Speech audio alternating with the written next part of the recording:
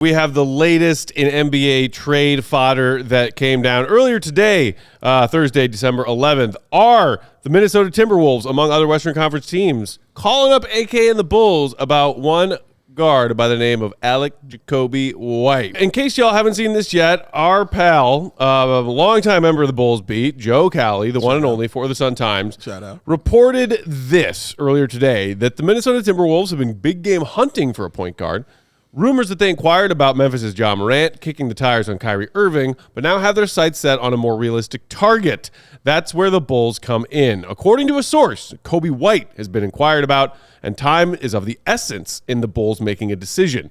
The source said Minnesota is not looking to wait until February and the trade deadline to get a deal done, looking to fix the primary ball handling situation that's been an issue all season long for them. All right, guys, we were talking just on yesterday's show about whether the Bulls, who people were wondering, might they be a team that call up the Mavs who are trying to offload Anthony Davis? Are they going to be buyers? Or, given this current 7-game losing streak, should actually AK face some harsh realities and think about what he might get as a seller between now and that in-season trade deadline? And this interesting piece of reporting from Joe Cowley that, hey, not sure about all of the expiring contracts the Bulls have on their books and the players attached to them, but Coby White could certainly be a name that would attract a lot of interest between now and February. Yeah, I don't see how it doesn't. I mean, Coby White has just been outstanding and phenomenal. Has grown into just a great, NBA player. And being on the last year of his contract, I'm sure that's also something that makes teams, want to take a run at him, especially teams who are trying to go to a playoffs and make a deep playoff run. Because if they don't get there, they're allowed to say, well, you can go elsewhere, sir, and find out what you want to get out there. Or they can say, oh, man, he's amazing, and keep it in-house. So, yeah, he's definitely an intriguing kind of player, to think about. So it makes sense that teams will be calling up trying to, kick the tires on one Coby White. I do like the fact that it's Minnesota because, again, Minnesota, a very good basketball team. Who doesn't want to play with a guy like Anthony Edwards? Who doesn't want to play with a Rudy Gobert out there? He can make life, just a little more simpler for you. But the question is, and I'm sure Goat's going to answer this for me, is what do they give up? Like, what would a trade kind of look like for a Coby White?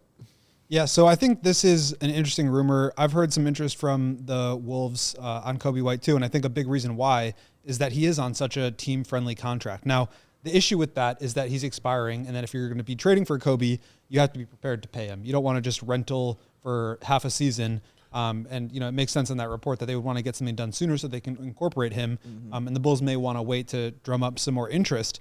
But Coby White making $12.8 million this year, he is the kind of player that a team who is salary cap impacted the way the Wolves are, $8.3 million over the first apron, they can insert him into their cap structure without having to send out one of their best players, right? So Anthony Edwards, $45.5 million, Gobert, $35 million, Randall, $30 million, McDaniels, $24, Naz Reid, $21.5, DiVincenzo, $12, and then you've got some smaller contracts in there. They can kind of cobble together some of these smaller contracts and go out and get Coby, as opposed to a team trying to get a Kyrie Irving who's making $45 million, where you have to start to ship out some of your best players. So I do think that there will be some value out there for Coby, and it's the Bulls' job to, if they are going to move him, make sure that they get the best offer. However, I do think that the fact that Coby's going to be expiring, you're just not going to get as much for him as if he were on a longer term contract for such a cheap amount of money. So I think that will hurt it, but you start to look at what the Bulls could want in return, and it's a little bit difficult with the Wolves because basically they're out of picks to trade. They have a swap this year that San Antonio owns the better of, and then they're out their 27 pick. They have 28, but they can't trade it because they have traded 27 and 29. They have a swap going to the Spurs in 2030, so the Spurs will get the better of those two picks. And then they've traded their 31 pick and they have their 32. So they cannot trade a first round pick. So if you're trying to figure out what are the Bulls going to get here, maybe you start to look at some young players with experience on the roster. Now you're talking their language. They may want to offload DiVincenzo's salary at 11.9. He's making, he's under contract through next season. Cool. So that could help them in their ability to retain Coby. They also have Mike Conley, who's $10.7 million expiring.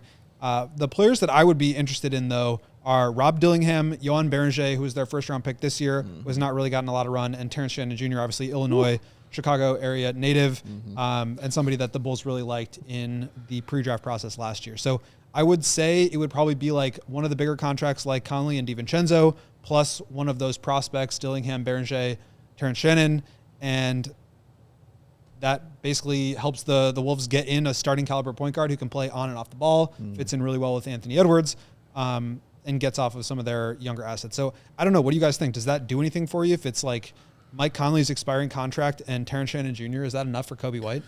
I mean, I have to take personal feelings out of it because I love Mike Conley Jr., man. I've been wanting him to go on the Bulls like for years. Like, I love that point guard. But again, like, even when you were speaking, like, player for player swaps is kind of what we've seen, from AK. So I think this will kind of be right up his alley. Like, giving him some of those young guys with experience, which he likes getting. A Terrence Shannon Jr., a hometown connection. He enjoys those kind of things as well. But I agree with you on Rob Dillingham and the Frenchman. I agree with you on that. Beringer, yeah. Beringer, yes, man. Like, we talked about him a lot during the draft process. But, yeah, man, like, I like those players about it. And if that's the best you can do as far as, like, player-wise, because, again, I'm not thinking about the picks because AK has never shown he wants picks. Neither is AK. You know what I mean? That's what I'm saying. He's never shown it that I want picks. But if I'm looking at it player-wise, yeah, even with DiVincenzo, I think is something that they would love to have on this team. Yeah, I think it makes sense just looking at it like that. Do I want to give up Coby? No, I don't. Do I want to let Coby go? No, I don't. But if I'm going to have to, that's how I think the trade will kind of look like. Yeah, I mean, I think it's right to think about players instead of picks when you're talking about this, even as a hypothetical. Callie did mention DiVincenzo and Terrence Shannon in his write-up about this, but he also mentioned future draft capital, which, as Goat, you just laid out, unless you're talking about a swap several years from now, that's about all Minnesota has at their disposal. So, like, I would be more interested in a Dillingham or a Beringer. I do like Terrence Shannon Jr. I still think that already. He's like the age. Wow. But again, like, young player with experience. Young, is 25 still young? Does that fit in AK's criteria? Because Callie also asked the question in his write-up, AK has preached about, quote, competitive integrity for years. So is this idea of trading Coby White, one of your best players, on the expiring year of his contract, about tanking or just reloading what you have to work with, as opposed to paying Coby White perhaps upwards of $30 million a year on a new multi-year contract when you get to the negotiating table this summer, and maybe opting to trade him for what you can instead of keeping him around and paying him big dollars. Like, I think the more interesting question is whether or not Minnesota's interest is real. Because then, if not, who are the interested parties? We heard a lot of teams being interested in Coby this past offseason. Yeah. Bulls decided to hold on to him for now and see if this Coby and Josh mojo that was happening post All-Star break last year was real. Also worth noting that John Krasinski, not that one, the one who reports on the NBA and the Timberwolves for The Athletic, was asked about this on Twitter after Callie's report came out from a Wolves fan, and he quote tweeted the question saying, thus, I can tell you there is absolutely nothing cooking there right now. Could that change down the road? Maybe. He's certainly a name, Coby, to watch, but nothing percolating yet. Always love when somebody uses the word percolating. It's a great verb.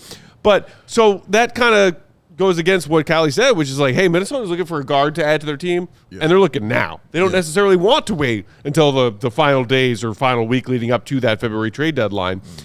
Because to me, that is something I think would prevent AK from getting serious and deep into said talks. Because I think AK, the stubborn mule that he is, does not want to call it quits on this season and this roster and this plan until he gives them more of a chance to get healthy and see what they have. So if Minnesota says, we want Coby White, we want him now, here's our offer, I think AK is going to say, I'll stay. We might revisit the Coby White, trading up for grabs, let's hear the best offer, NBA, when they get closer to that trade deadline, if their team does look as dead in the water as it does right now, but it's still only the middle of December. He's got a couple of months to see if this team can turn it around. I don't think he's going to jump the gun on a Coby trade. Yeah, I mean, I would just say real quick that you think about like the where the news is coming from. And like, obviously with these local reporters, you're probably hearing it from the hometown team. And so like the benefit to the Wolves in having a reporter say that they're not interested is that they don't have to like hike up the price. The benefit for the Bulls is, okay, we're getting a lot of interest right now, like get your offers in before we do something. So I'm not really sure what to make of that. I tend to think that these things happen closer to the trade deadline if they happen at all. But I mean, just going back to the draft picks thing, because I think it's worth pointing out, like they need to be getting draft picks right here. If Terrence Shannon, who's the same age as Coby, is your primary return, you're not like turning this team over and setting yourself up for the future. Yes, he's like not making a ton of money over the next couple of years, but like they have to be getting draft picks now. They have their 9 to 10 good players. They were 5-0 without Coby this year. Like they don't need to just focus on getting a bunch of 25-year-olds in the building. At a certain point, you have to like start building out for your future. And draft picks are the way to do that. So I would be prioritizing draft picks. I would have always been prioritizing draft picks. That's not new. But I do think that they're at a point where like they have to start thinking a little bit longer term here with their outlook, especially when you're looking at moving maybe not just Coby, but all these other expiring contracts. Like they have to be accumulating some picks here. We'll keep an eye on it and see if there's any more reporting that comes down the pipeline as far as teams showing interest in Coby White or any of the other Bulls' several expiring contract players as we move through the season.